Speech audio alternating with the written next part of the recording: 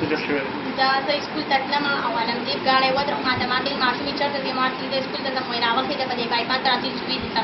نو څنګه زه د هغې سره ګاډي ته وختم، نو هغې زه خپلې دیرې ته بوتلم چې دیرې ته یې بوتلم. علمګیر زما نه کپړې مې ویستې، خپل یې مې ویستې او ما ورته ویل چې دا څه کوې؟ ما ورته چغې مې وهلې، راته یې ویل چې چغې مه وهه، زما نه خلک خبرې ګاونډیان دي خلک دې راباندې خبر کړو. نو ما ورته ویل چې زه به چغې نه وهم، ویل تا ته په ما څه کوې؟ زه خو سکول ته ځم ناوخته دی. زما مور پلار به څه وایي چې جینۍ چېرته تلله؟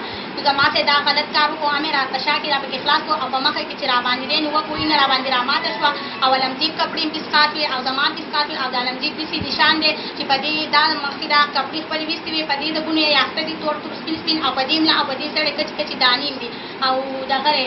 زما سره انصاف وشي، ما خپل حل وویلو. داسې خبره وه چې ما ته یې ویل چې ته زما ښه دی، زه به دې علم او ما یې نمبر راکړو چې ته به بیا زه راځې، زه به ستاسو تعلق ساتم او زه به ته به علم. نو چې زه به ورله بیا هم تلم او ما دې ته بیا وویل چې په ما پسې رشته راولېږه. نو دې ما ته ویله چې درته شان وي.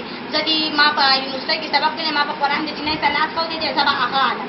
چې که هغه ونه شوه نو 50 کالو که یم ته نو زه به هم ته علم. نو زه ویم نه چې زه دې د بل ته واده نه شم، علمګیر زما توکه وکړه، ما خپل حل بیان کړ.